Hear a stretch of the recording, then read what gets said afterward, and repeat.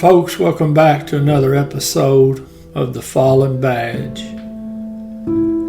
Today we're going to look at the murder of Patrolman Justin Martin and Sergeant Anthony Beminio, Urbandale Police Department, Iowa, Des Moines Police Department, Iowa.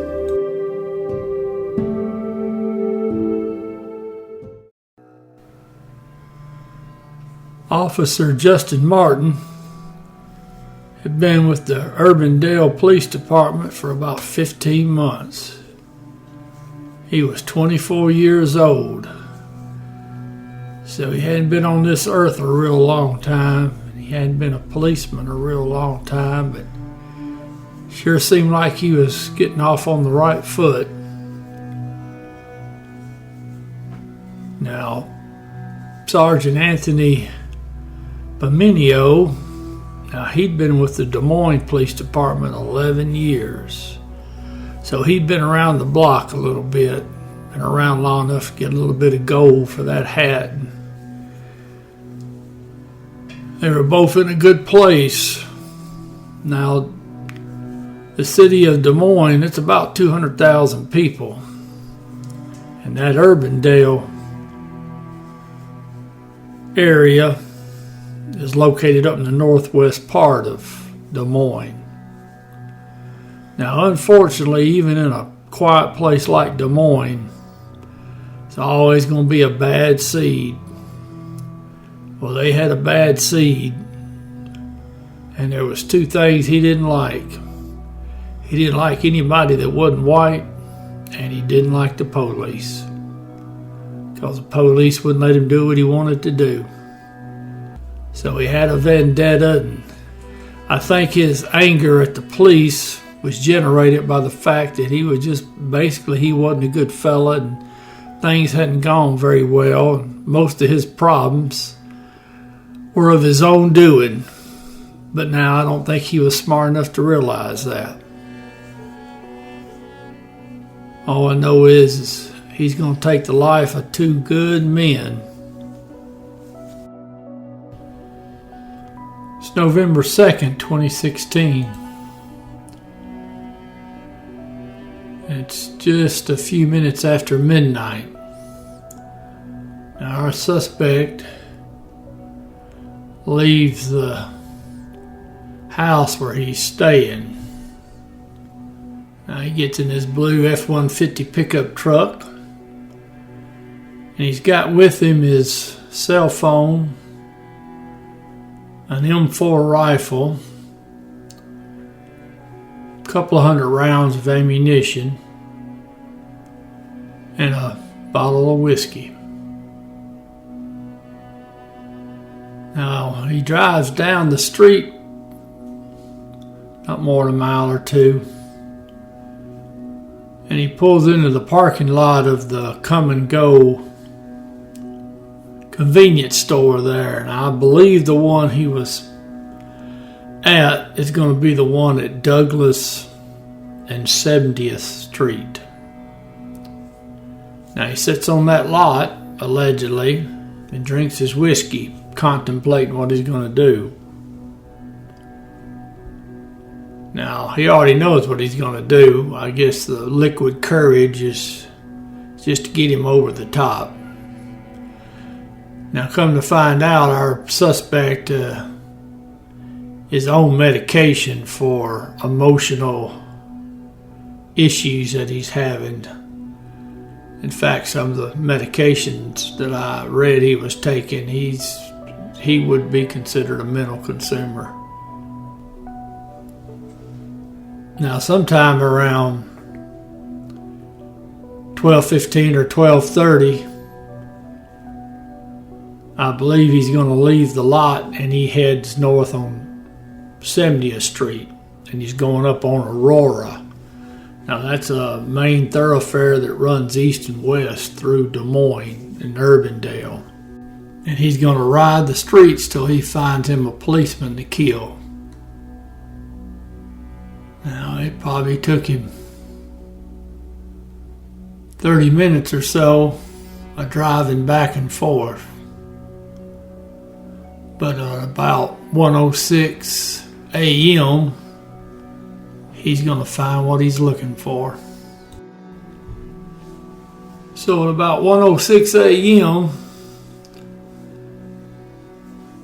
Officer Martin, he's traveling eastbound on Aurora, and he's coming up to the intersection at 70th. Now, what I'm going to describe is mostly going to come from the pictures that I've seen of the crime scene that came from the media. I haven't seen any video that the police have access to that came from people's private cameras. I don't know if Officer Martin's police cruiser had an onboard camera system or not. And even if he had a body cam, which I'm sure he did, it would not have been activated. So I can tell you what Officer Martin was doing, and I can give you an approximate location of where the suspect was at and what he did, according to the resource material and the crime scene pictures. Now, Officer Martin, he gets to the intersection. Now, that's a four-way stop. The suspect, I don't know if he was going westbound on Aurora. He probably was. Now, he might have been coming south on 70th Street. But either way, the suspect's vehicle is going to pull into the intersection, either on that upper right-hand corner close to there, which would be the northeast corner of the intersection, or out into the intersection. Now, he is going to flag down Officer Martin or do something that's going to draw Officer Martin's attention to him. Now, according to the resource material, Officer Martin is in the process of doing a U-turn. Now, if you look at the picture that I got posted, that's Officer Martin's vehicle. Now, that picture was taken, it looks like, from a reporter standing on 70th Street south of the intersection. As you can see, Officer Martin's vehicle is, the nose of it is turned slightly to the south.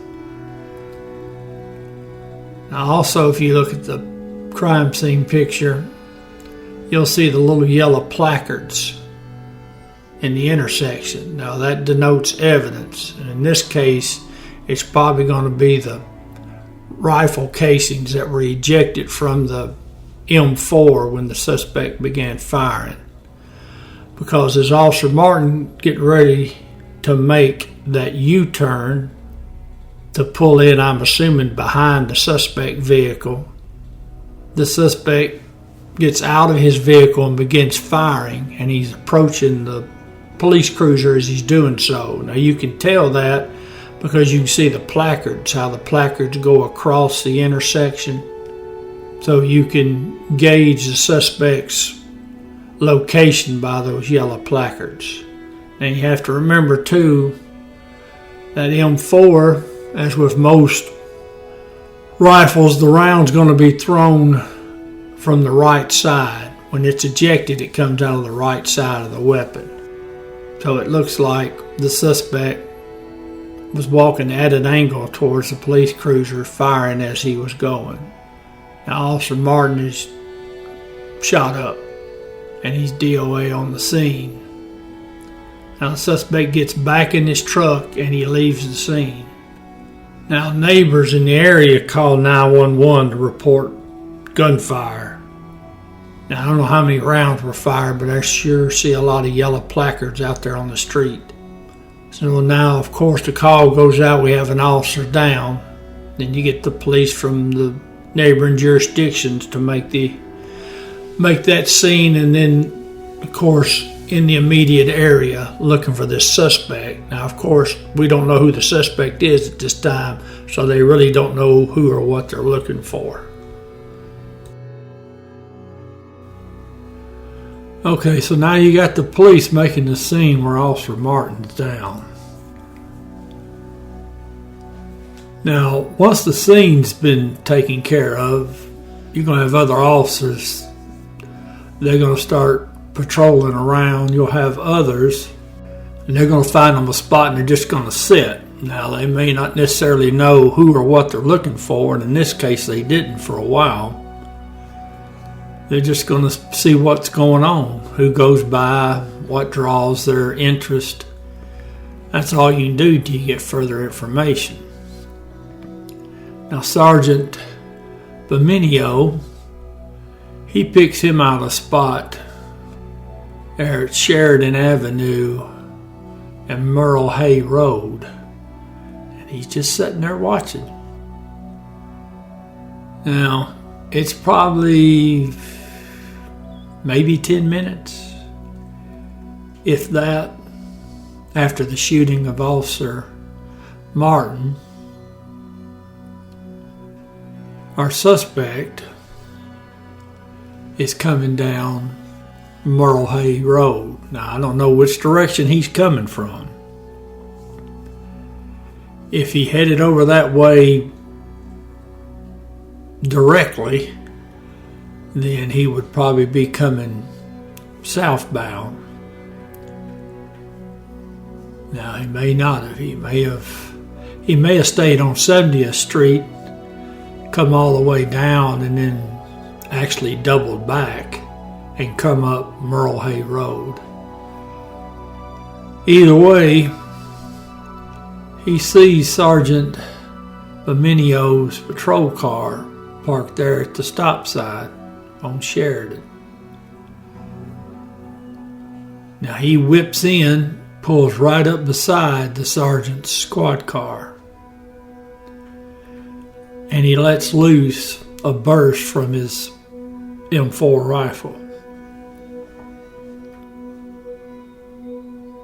Then he takes off.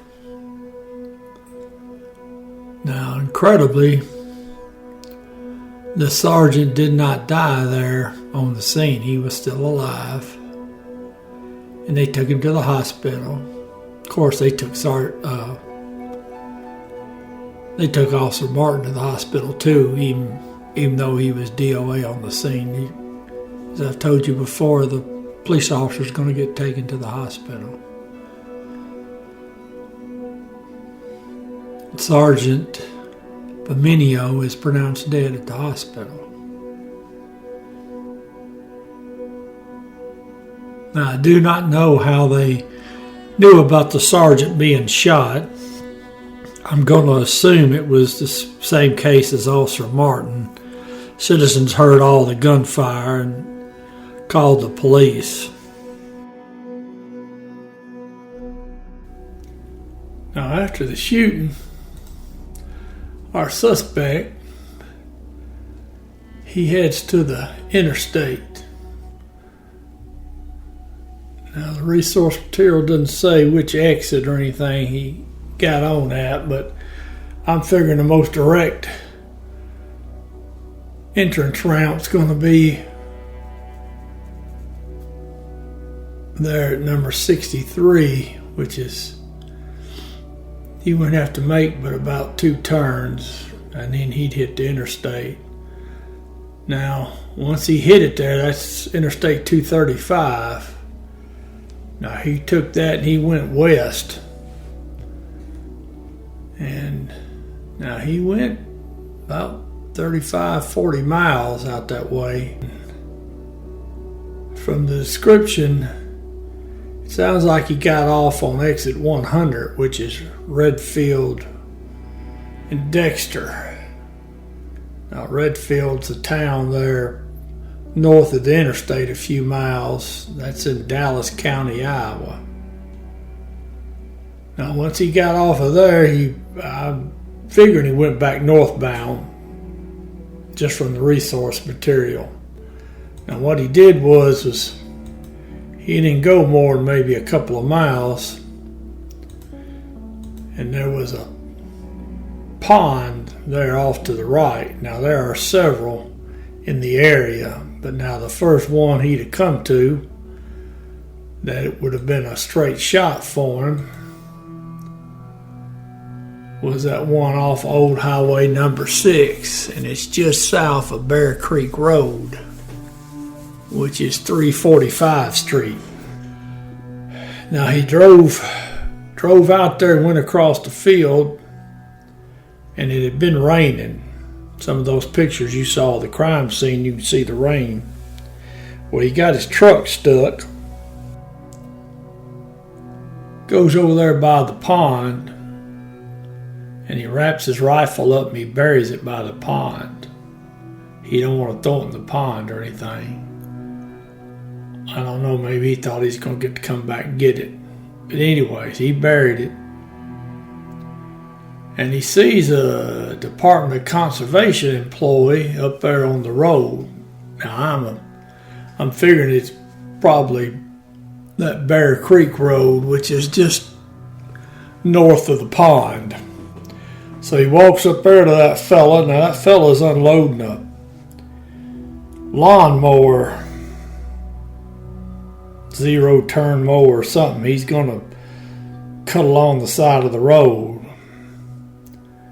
So he gives that conservation officer, who's unarmed, he gives him his license, tells him who he is, and says, you better call 911. The police are looking for me. So the officer does it. He calls, and police come a-running. Dallas County and Redfield and Des Moines and Urbandale and everybody else. They get out there and they take him into custody. They get him back to the station, and my understanding is he confessed to everything, and he got 2 life sentences. That's with no parole, if I understand it right.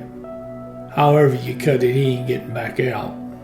Now, even after he's in prison, they found some markings on the wall of his cell, and it had his initials or name or something like that, and he had a 2 by it. And then he had Urbandale 0 and Des Moines 0. So even sitting in prison, he still thinks he's somebody. That may have been his problem all along.